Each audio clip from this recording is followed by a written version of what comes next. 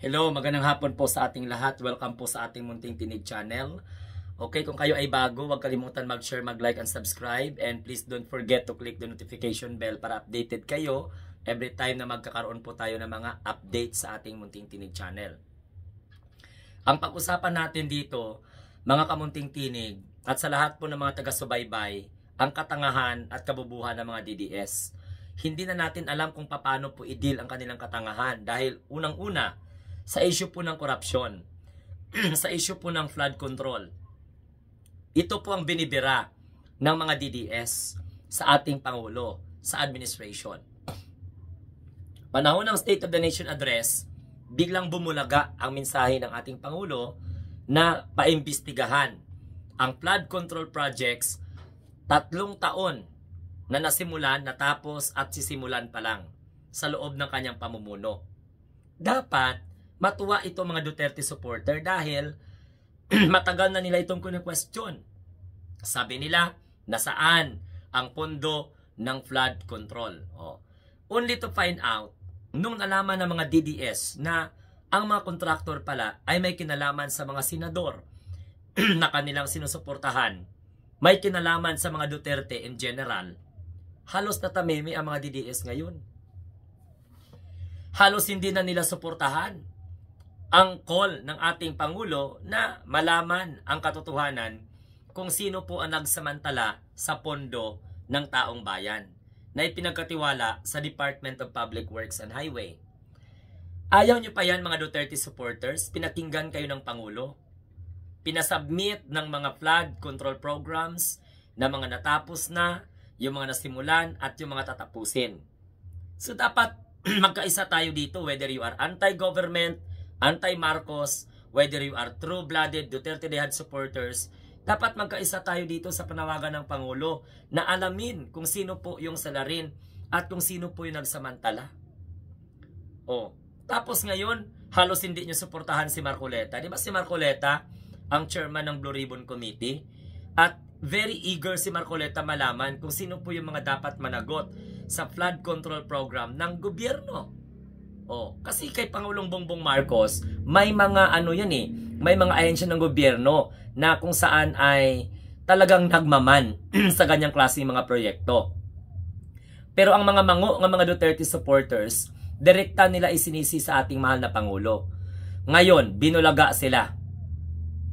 This is a golden era of transparency kasi asa ka nakakita, ikaw ang Pangulo, sa administrasyon mo, nangyari itong ganitong mga kontrobersya, pero hindi ka natatakot na paimbestigahan ang ganitong klase mga programa. And that is very commendable.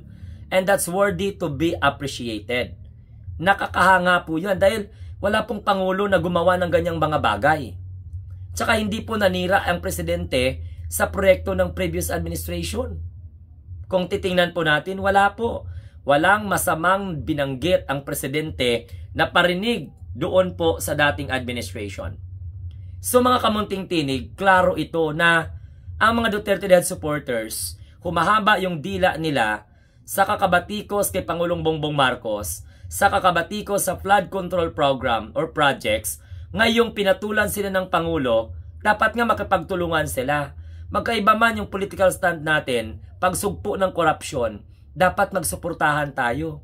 Dapat suportahan natin ang Pangulo, suportahan natin ang iba't ibang committee katulad ng Public Accounts, Committee on Public Accounts sa Congress, Blue Ribbon Committee. Ako nga, maka-Duterte yan si Marcoleta, pero welcome po para sa aming mga pro-government ang mag-imbestiga sila dahil yan naman talaga ang gusto ng ating mahal na Pangulo.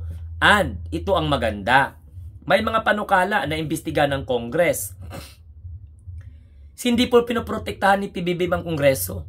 Hinahayaan po ng Executive Department kung ano yung mga reklamo sa Legislative Branch of Government.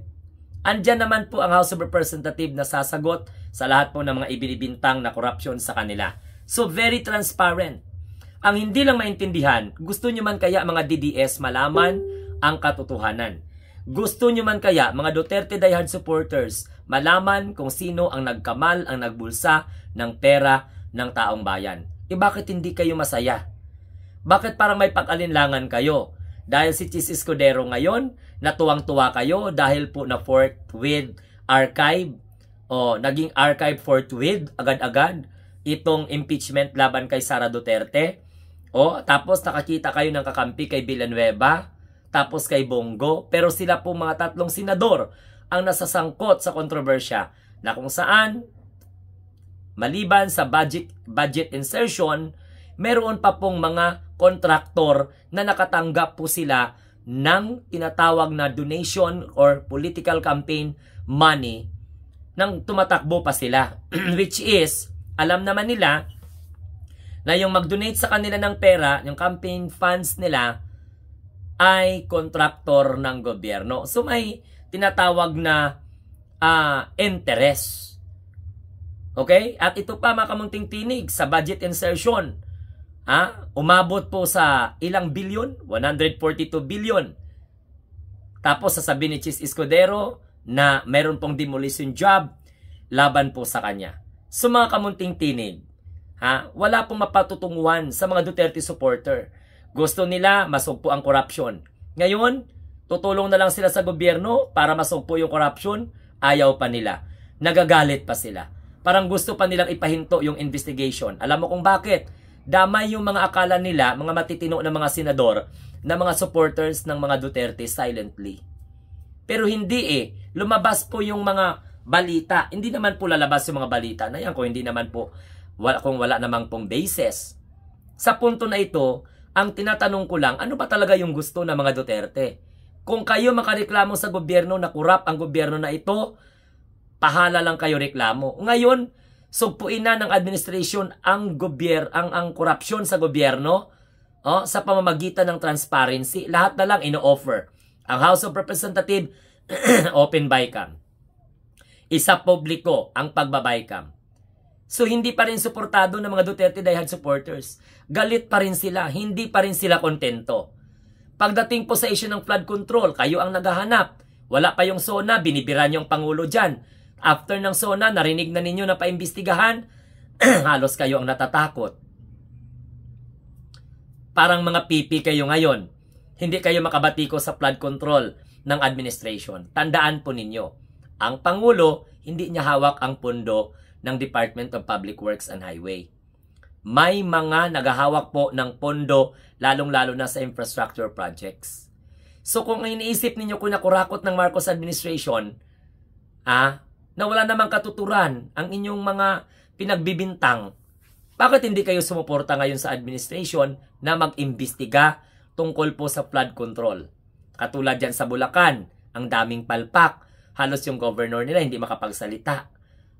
So yan ang mga realidad mga kamunting tinig na ang mga Duterte supporter, basta lang po makapaghusga, makapagbintang, basta makagamit lang sila ng kabubuhan nila, ng katangahan nila, okay na po sa kanila. Hindi nila iniisip na despite of our political differences, merong bagay na magkasundo tayo.